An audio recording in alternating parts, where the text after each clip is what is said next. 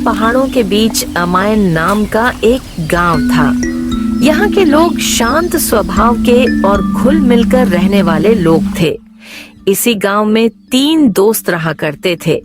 तीनों दोस्त रोज सुबह उठकर अपने पने काम पर जाते और शाम को आकर दिन भर की मजदूरी आपस में बांट लेते और मिल बांटकर खाना बनाकर खा लेते।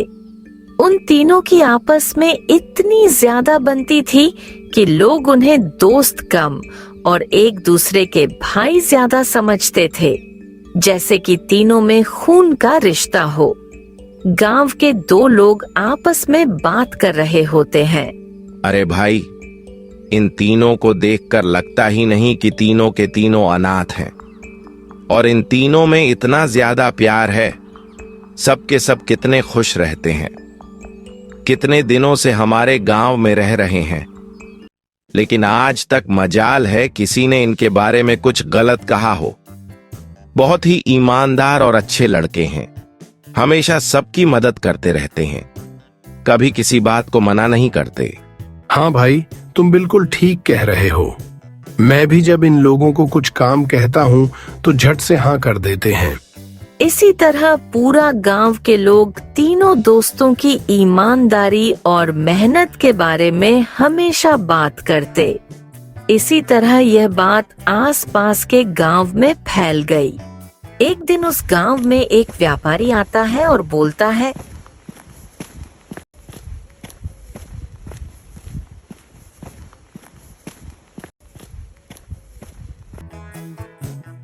अरे भाई सुनो, मैं पास के गांव से आया हूँ।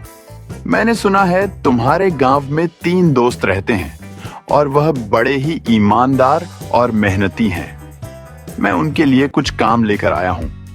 क्या तुम मुझे बता सकते हो कि वह तीनों दोस्त कहाँ रहते हैं? इतना कहकर वो व्यापारी उन तीनों दोस्तों के घर की ओर निकल जाता है और थोड़ी देर बाद उन तीनों के घर पहुंच जाता है।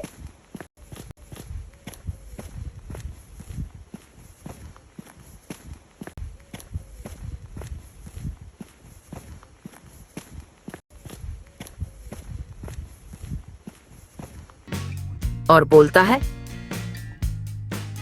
आप सब मुझे इतनी हैरानी से क्यों देख रहे हैं? इतना सुनकर रामू बोलता है,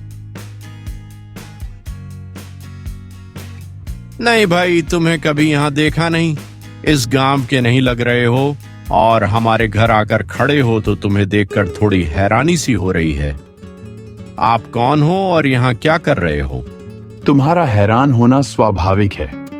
दरअसल मैं पास ही के गांव में रहता हूँ और मैं एक बड़ा व्यापारी हूँ। मेरे पास धन दौलत और पैसों की कोई कमी नहीं, पर मैंने बहुत लोगों से तुम्हारी दोस्ती और ईमानदारी के किस्से सुने हैं। इसी वजह से मैं तुम तीनों से मिले बिना रह नहीं पाया और तुमसे मिलने चला आया। हाँ भाई, हम ही हैं वो तीनों दोस्त। मेरा नाम रामू है और आपके सामने जो खड़ा है वो बच्चन है, और ये जो मेरे साथ बैठा है इसका नाम शिवम है। मैं आप सब लोगों से मिलकर बहुत खुश हूँ। मैं बेहद दिनों से आप तीनों से मिलना चाहता था। मैंने आपकी ईमानदारी और दोस्ती की बहुत सारी दास्तानें सुनी है। मैं हमेशा से चाहता था कि आपसे मिलूं। आज आप तीनों से मिलकर बहुत अच्छा लग रहा है। देखिए व्यापारी जी, इतना तो मैं समझदार हूँ कि आप जैसा पैसे वाला आदमी सिर्फ मिलने के लिए तो यहाँ नहीं आया होगा, और जैसा कि आपने बताया आप एक व्यापारी हो, इसका मतलब कोई ना कोई बात जरूर रही होगी। बिना किसी मतलब या फिर किसी काम के आप यहाँ नहीं आओगे। आपको जरूर हमसे कुछ ना कुछ काम होगा, इसी वजह से आप यहाँ आए हो। रामू, तुमने बिल्कुल सही समझा। मुझे तुमसे काम तो है और तुम तीनों से काम है। तो बोलो व्यापारी जी, आप यहाँ किस काम से आए हैं और आपको हम तीनों से क्या काम है? देखो बच्चन, मैं घुमा फिराकर तो बात करना नहीं चाहता। दरअसल मेरे सीने में एक राज दफन है। वो राज मैं तुम्हें बताना चाहता हूँ, जिसकी वजह से आज मेरे पास इतनी धन दौलत है, और वही राज मैं तुम तीनों को बताना चाहता हूँ। राज नाम सुनकर ही रामू की आंखें चौड़ी हो जाती हैं और वो बोल पड़ता है, अरे व्यापारी जी, खुलकर बताइए ना। आप किस राज की बात कर रहे हैं? और आप वो राज हमें क्यों बताना चाहते हैं जिससे आप इतने पैसे वाले और धनवान बने हो? दरअसल मैं हमेशा से ऐसा कोई इंसान ढूंढ रहा था जो ईमानदार और बड़े दिल वाला हो और सबकी मदद करने वाला हो। और जब से मैंने तुम तीनों के बारे में सुना है, तभी से मैं चाहता था कि मैं वो राज तुम्हें बताऊं जिससे कि तुम्हारी गरीबी पूरी तरह से मिट जाएगी और तुम भी बहुत धनवान हो जाओगे। फिर व्यापारी की ऐसी बातें सुनकर तीनों के तीनों बहुत खुश हो जाते हैं और रामू बोलता है व्यापारी जी, अब देर मत कीजिए, जल्दी से हमें वो राज बता दीजिए। ठीक है, ठीक है। तो सुनो, एक समय की बात है। मेरे पिताजी एक वैद्य हुआ करते थे और किसी वजह से उन्हें बहुत ही गंभीर बीमारी हो गई। उनकी बीमारी का इलाज उन्होंने मुझे बताया था कि दूर जंगलों के बीच एक झरने के पीछे एक पहाड़ी पर एक अलग किस्म की वनस्पति है जिसकी जड़ी मुझे लानी थी। और मैं वो जड़ी लेने गया भी था, लेकिन मुझे वो जड़ी लाने में ज्यादा वक्त लग गया। और जब मैं वो जड़ी लेकर घर लौटा तो मैंने देखा कि मेरे पिताजी गुजर चुके थे। ये सब सुन रामू बोलता है, व्यापारी जी, आपने तो कहा था कि आप कोई राज की बात बताने वाले हैं, पर आपने तो हमें एक कहानी सुना दी। हाँ, ये कहानी नहीं सच है, और जो राज है वह तुम्हें बताता हूं। जब मैं वह जड़ी ढूंढने के लिए उस झरने के पीछे गया था, तो मैंने देखा कि वहां एक ऐसी जगह है जहां बहुत सारे हीरे जवाहरात और बहुत सारा सोना है। और जब भी मुझे जरूरत होती है, मैं वहां से थोड़ा थोड़ा ले आया करता हूं। लेकिन वहां इतना ज्यादा सोना है कि मैं अकेला वहां से सारा सोना नहीं ला सकता। इसलिए जब मुझे जरूरत होती है, मैं वहां से थोड़ा ही लेकर आता जाता हूं। और अब मैं चाहता हूं कि मैं उस जगह का रास्ता तुम्हें बता दूं, क्योंकि अब मैं वहां से इतना सोना ला चुका हूं कि अब और सोने की जरूरत मुझे नहीं। ये सब बात सुनकर रामू की आंखों में चमक सी आ जाती है और वो बोल पड़ता है, क्या आप सच कह रहे हैं? सच में इतना सारा सोना और हीरे जवाहरात वहां पर है जिस जगह की आप बात कर रहे हैं? हाँ, मैं सच कह रहा हूं। वहां इतना सोना है कि तुम अकेले उसे नहीं ला सकते। वो पूरी की पूरी जगह ही सोने चांदी से भरी पड़ी है। और मैं चाहता हूं कि तुम तीनों भी वहां से थोड़ा थोड़ा सोना चांदी जितना तुम्हें चाहिए वो सब लेकर आ जाओ, और तुम भी खुशी खुशी जियो मेरी तरह। इतना कहकर उस व्यापारी ने तीनों को उस जगह का रास्ता बताया और बोला, देखो, मैंने तुम्हें उस जगह का पता तो बता दिया है, लेकिन याद रहे, मेरी एक ही शर्त है कि उस जगह के बारे में तुम तीनों किसी से नहीं बताओगे। तीनों व्यापारी की बात मान जाते हैं और रामू बोलता है, अरे व्यापारी जी, आप बिल्कुल चिंता मत कीजिए, ये राज हम तीनों अपने पास ही रखेंगे। ठीक है, तो अब मैं चलता हूं, अपना ख्याल रखना। इतना कहकर वो व्यापारी वहां से चला जाता है।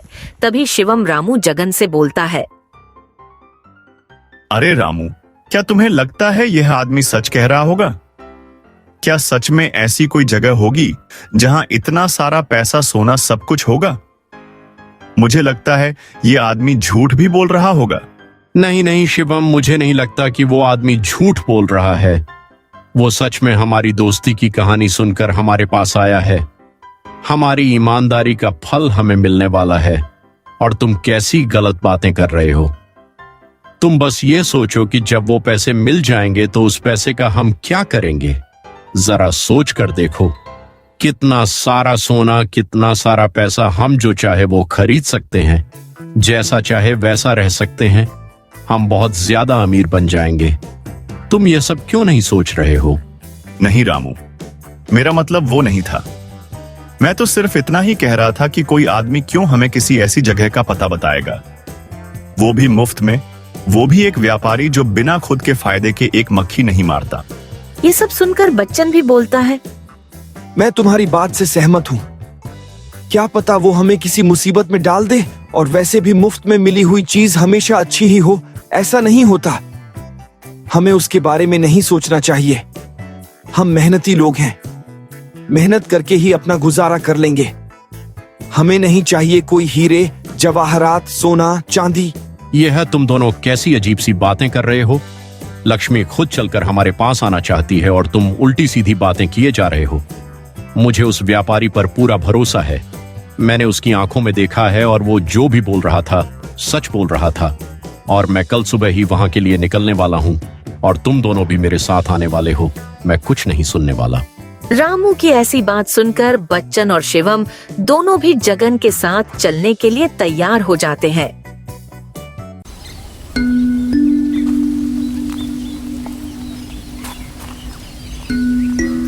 और दूसरी सुबह तीनों दोस्त उस खजाने की ओर निकल जाते हैं।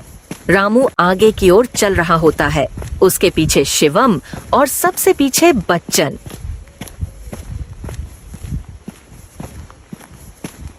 तीनों साथ साथ मिलकर खजाने की ओर बढ़ रहे होते हैं। तभी अचानक रामू बोलता है, अरे शिवम, मुझे बहुत ज्यादा प्यास लगी है और इस चिलचिलाती धूप में मैं और नहीं चल पाऊंगा। अगर मुझे पानी नहीं मिला तो मैं यहीं दम तोड़ दूंगा। रामू की ऐसी बातें सुनकर शिवम बहुत डर जाता है और बच्चन से बोलता है, अरे बच्चन, जरा जाओ जल्दी से कहीं से थोड़ा पानी ले आओ, नहीं तो रामू की तबीयत और खराब हो जाएगी। हाँ हाँ शिवम, मैं अभी जाकर पानी ढूंढ कर लाता हूँ। बच्चन पानी ढूंढने के लिए जंगल की ओर चला जाता है और तभी अचानक रामू उठ खड़ा होता है।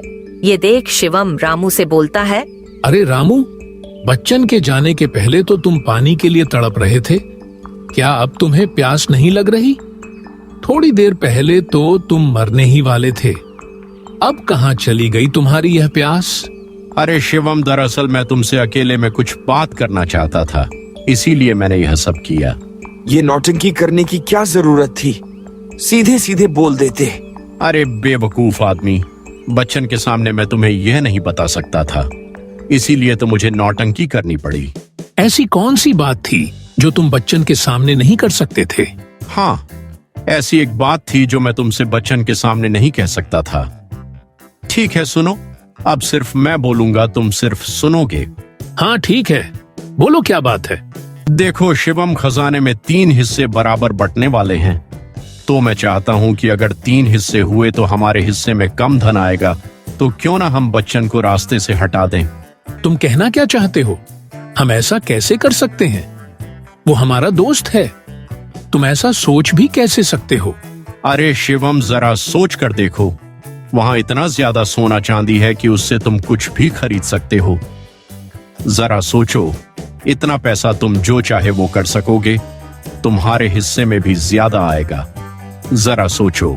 ये सब सुनकर शिवम भी रामू की बातों में आ जाता है और बोलता है, ठीक है रामू, पर याद रखो, कोई गड़बड़ हुई तो सारी की सारी जिम्मेदारी तुम्हारी। हाँ शिवम, सारी की सारी जिम्मेदारी मेरी। इतना कहते ही बच्चन वहां आ जाता।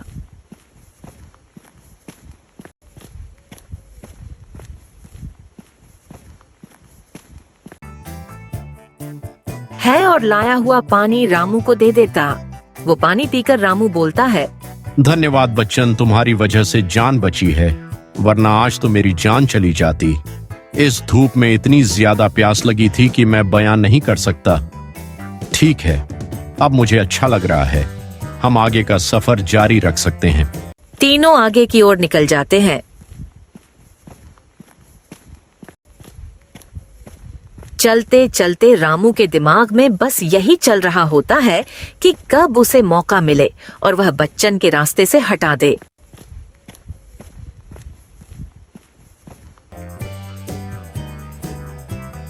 तभी अचानक रामू को एक नदी दिखाई देती है।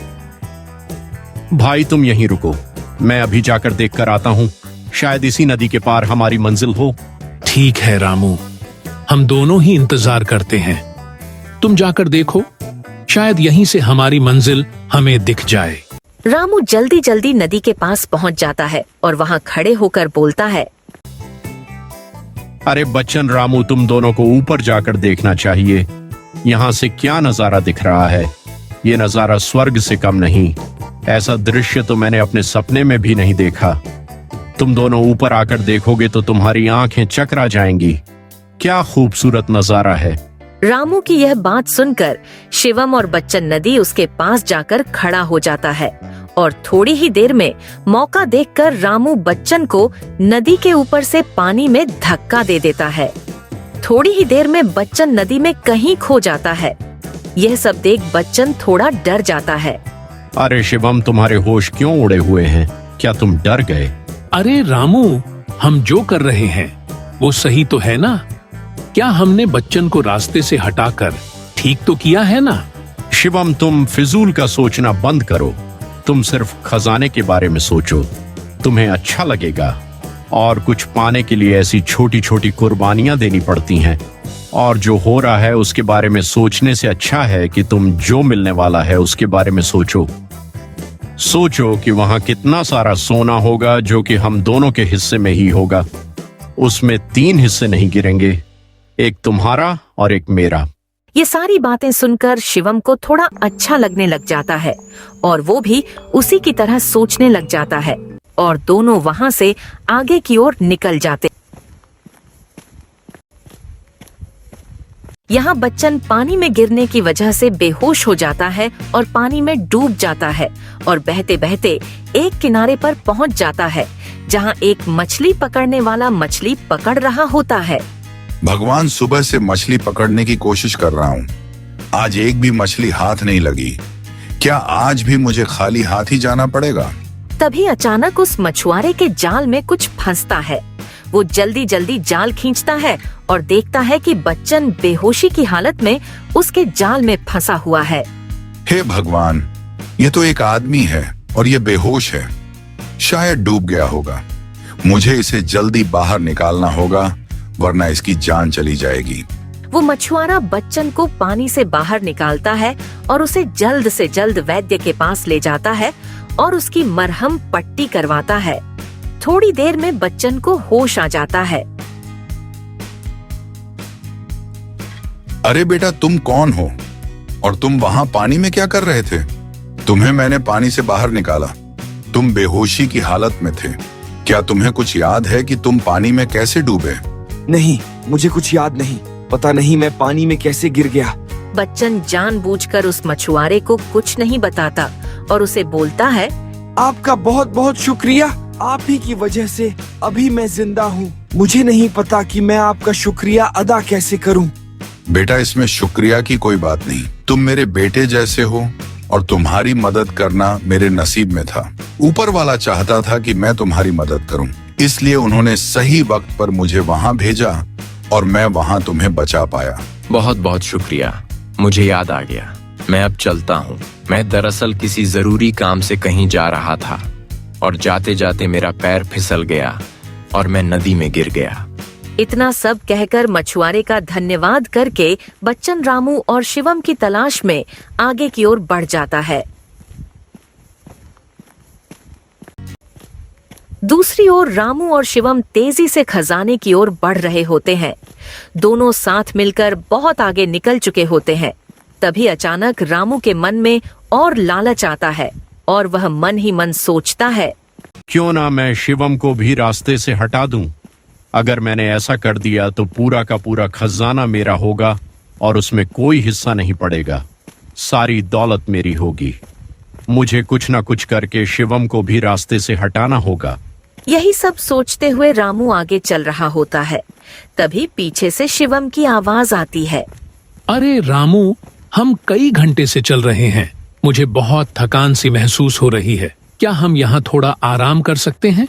दरअसल मैं बहुत थक चुका हूँ और इस थकी हुई हालत में मैं और नहीं चल पाऊंगा। मुझे थोड़ा आराम करना है।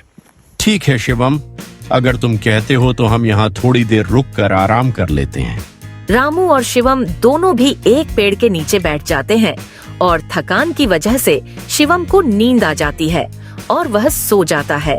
शिवम को सोया हुआ देख रामू के मन में ख्याल आता है और वो सोचता है, क्यों ना मैं शिवम को यहीं किसी पेड़ के नीचे बांध दूं और उसे यहाँ छोड़ दूं। जंगली जानवर उसे खा जाएंगे और मैं आगे चला जाऊंगा। रामू ऐसा ही करता है। शिवम को नींद में ही वो एक रस्सी से पेड़ के नीचे बांध देता है और आगे की ओर निकल जाता है। तभी अचानक शिवम की आंख खुल जाती है और वो बोलता है, अरे रामू, तुम मुझे यहाँ इस पेड़ के नीचे बांधकर कहाँ जा रहे हो? खोलो मुझे ऐसे अकेला छोड़कर मत जाओ। रामू पर शिवम की बात का कोई असर नहीं होता और वहाँ से वह चला जाता है। शिवम अकेला उस पेड़ के नीचे बंधा होता है। तभी वहाँ से एक आदमी गुजरता है। जैसे ही शिवम उस आदमी को देखता है, जोर जोर से चिल्लाकर उस आदमी को अपने पास बुलाता है। अरे भाई, तुम कौन हो? जरा मेरे पास आओ, मुझे मदद की जरूरत है। जैसे ही वो आदमी पास आता है, भाई मुझे खोलो, कोई मुझे यहाँ बांध कर चला गया है, मुझे आजाद करो। जैसे ही शिवम आजाद होता है, वो बोलता है, दूर हटो, मेरे पास भी मत आना। क्या पता कौन सी बीमारी है तुम्हें, मुझे लग जाएगी। हटो यहाँ से, मुझसे दूर खड़े रहो।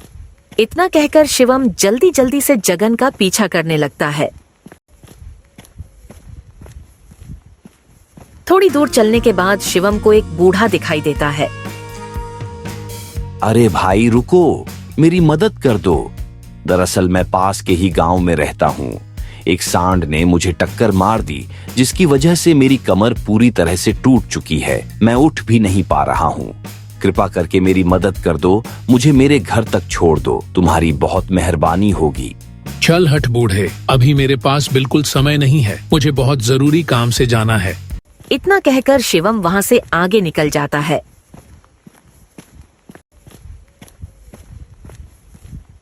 जैसे ही वो उस जगह पहुंचता है तो देखता है कि रामू बड़े बड़े थैलों में सारे हीरे, जवाहरात और सोना भर रहा होता है। यह सब देख शिवम रामू से बोलता है, रामू के बच्चे, तूने मेरे साथ ऐसा किया, मैं तुझे छोड़ूंगा नहीं। लालची कहेंगे, तुमने बच्चन की तरह मुझे भी जान से मारना चाहा। तुम्हें क्या लगा तुम मुझे वहाँ बांध कर बच जाओगे? मैं तुम्हारी जान ले लूंगा। इतना कहकर दोनों आपस में लड़ने लगते हैं। रामू और शिवम दोनों में बहुत झगड़ा होने लगता है। दोनों एक दूसरे की जान लेने पर तुल जाते हैं। तभी अचानक वहाँ कुछ लोग आते हैं और उन दोनों को पकड़कर वहाँ से ले जाते हैं। तभी थोड़ी देर बाद उन दोनों का पीछा करते हुए बच्चन भी रास्ते में पहुंच जाता है तो उसे वो रोगी दिखता है। अरे बाबा, आप इस जंगल में क्या कर रहे हो? आपके यहाँ नहीं होना चाहिए। क्या मैं आपकी कोई मदद कर सकता हूँ? बेटा, मुझे बहुत ज्यादा प्यास लगी है। अगर तुम मुझे थोड़ा पानी पिला दो तो तुम्हारा बहुत भला होगा। क्यों नहीं बाबा, जरूर मैं आपके लिए पानी लेकर आता हूँ। थोड़ी देर बाद बच्चन पानी ले आता है और अपने हाथों से उन बाबा को पानी पिलाता है। ये सब देख वो बाबा बोलते, जाओ बेटा, तुम्हारा बहुत बहुत शुक्रिया। तुम जो भी काम करने जा रहे हो उसमें तुम्हें सफलता मिले। बच्चन आगे की ओर निकल जाता है। थोड़ी दूर चलने के बाद उसे वो दूसरा आदमी मिलता है जिसे सांड ने टक्कर मारी होती है।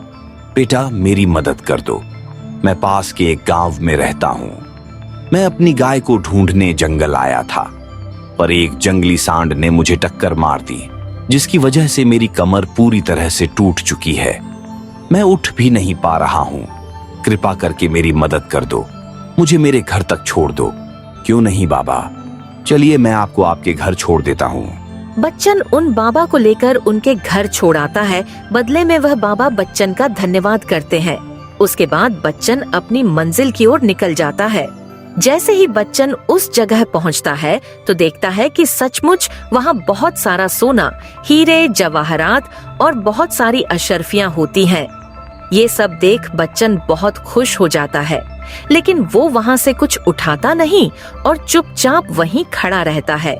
तभी अचानक वहां एक आदमी आता है और बोलता है,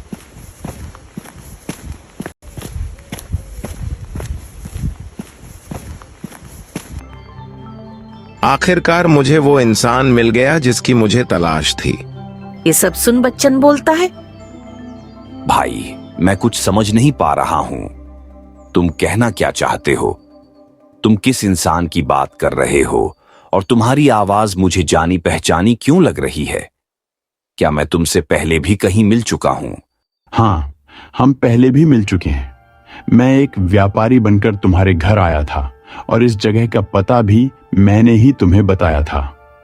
पर जब मैं तुम्हारे घर आया था तब मैंने भेष बदला हुआ था। इसी वजह से तुम मुझे अभी पहचान नहीं पा रहे हो। तो आप वही व्यापारी हैं जो हमारे घर आए थे और आपने जानबूझकर मुझे इस जगह के बारे में बताया था। हाँ, मैं वही व्यापारी हूं, पर मैं सच में एक व्यापारी नहीं हूं। मैं इस राज्य का राजा हूं और यह सब जो सोना चांदी तुम देख रहे हो, यह मैंने ही यहां रखवाया है। ये आप क्या कह रहे हैं? रखवाया है, इसका क्या मतलब? ये जगह आपने बनाई है? हाँ, ये जगह मैंने बनाई है। पर क्यों? आपने ऐसी जगह क्यों बनाई और किस लिए? दरअसल मुझे एक गंभीर बीमारी है और उसके चलते मेरी जान कभी भी जा सकती है। तो मुझे ऐसा कोई चाहिए था जो मेरी जगह ले सके, जो बहुत ही ईमानदार हो, दूसरे की मदद करता हो। ऐसा ही आदमी मुझे अपनी जगह पर चाहिए जिसे मैं अपना उत्तराधिकारी बना सकूं।